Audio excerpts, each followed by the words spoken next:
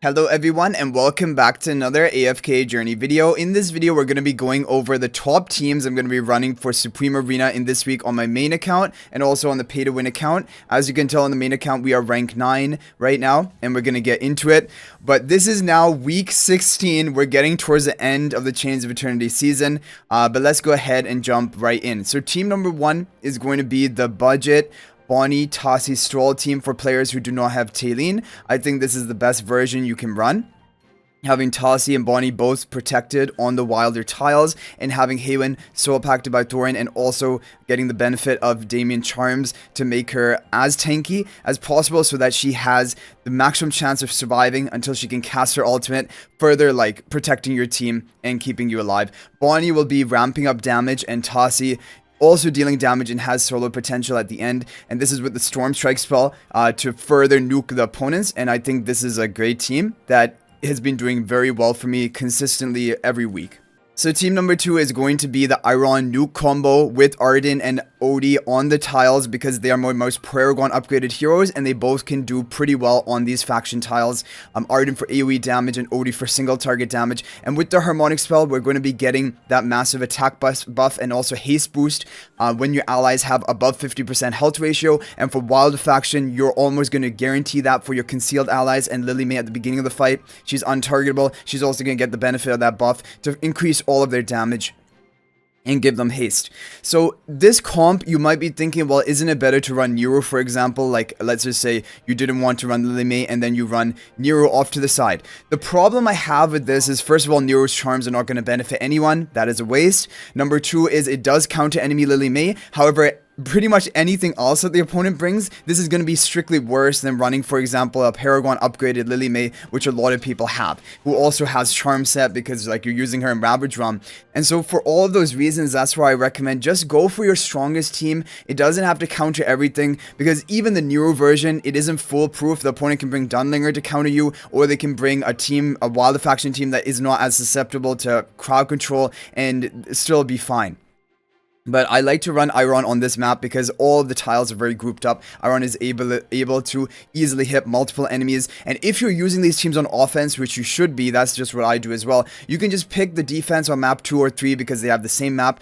That is going to be easier for you to clear. Or you could even run it on map 1 if you wanted, because honestly, Odie and Arden, they are fine on those faction tiles. Oh, that is another thing. Even though there'll be a formation ID for these teams, you're probably going to have to manually set team 2 and 3 because they're not symmetrical in the formation setup, and that causes issues with like the formation ID. But either way, I think that this is going to be my best second team. And now we have my third team. My third team is my weakest team, but honestly, this has been doing better than expected for me, because what I'm planning on this account and what I'm doing is I'm trying to run only main factional hero teams without any celestial hypogeans, because I think that is the most free to play friendly, and I'm trying to still hold my top 20 position, which we have been managing to do basically for the whole season so far.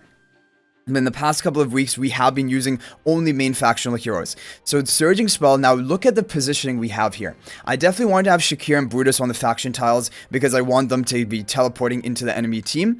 But I do also want to have Coco's charms onto Shakir to further power him up, giving him more tankiness and energy generation. And Brutus has the insight charms. He's going to survive for a long time.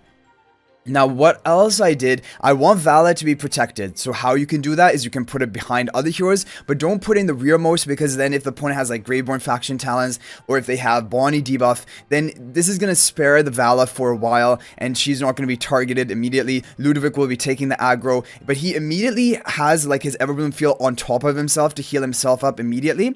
And then after that, when he can move it, he can shift it towards the area which needs it the most. Also, with the Surging Spell here, it is going to shield and deal damage in a line to your but with the 3 tile wide basically range. And now for protection, I think this setup is the best, because Ludwig, Vala, Coco, and then potentially even Shakir and Brutus, if they are somewhere in these area over here, then they are all going to be getting the benefit of the Surging Spell, at least that initial proc, and that is going to basically protect them, and that's really important.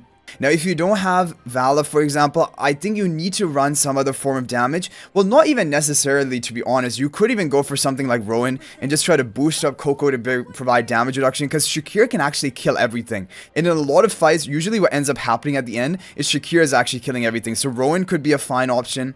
Other than that, basically, the sky is kind of the limit. You can use Floribel. You can, like, basically as a damage dealer.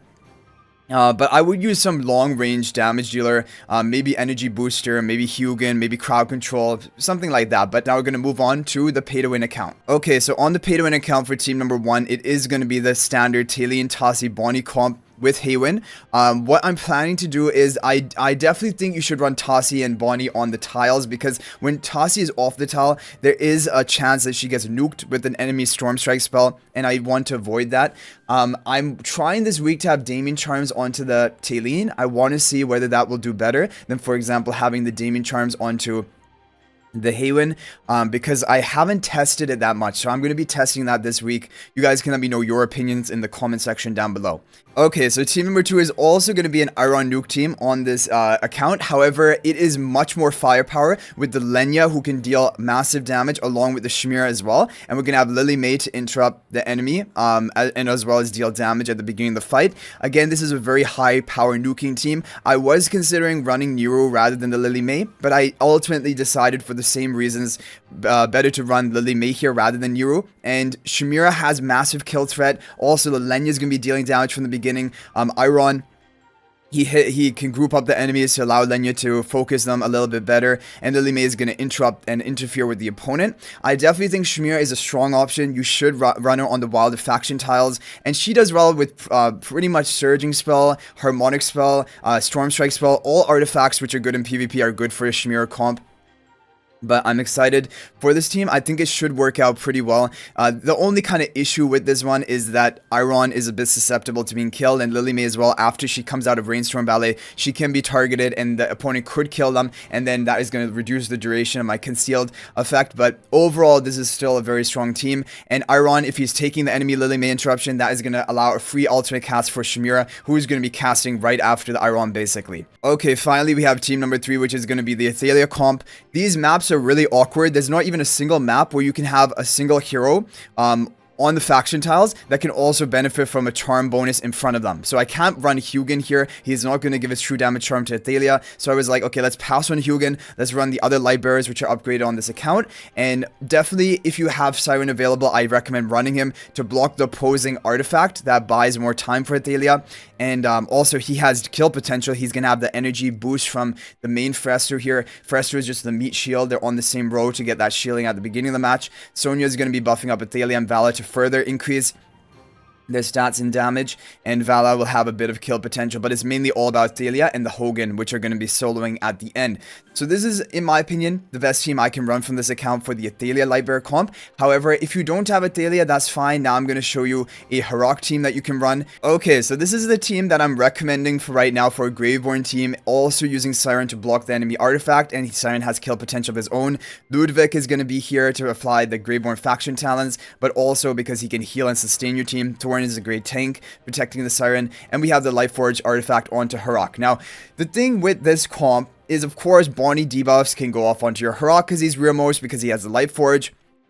As well, you have to put him in the rearmost tile, so that's why I was like, I still think this is a good option. We have Sylvina on the other Graveborn faction talent tile. However, if you wanted to run something like Igor, I could definitely understand that as well. Igor can actually survive for longer. Sylvina is like kind of like all or nothing hero, and like if the opponent looks at this, they're just going to try to run something which is not going to be nuked by that enemy Sylvina. But for offense, I think this is a great comp. You can run definitely like this lineup.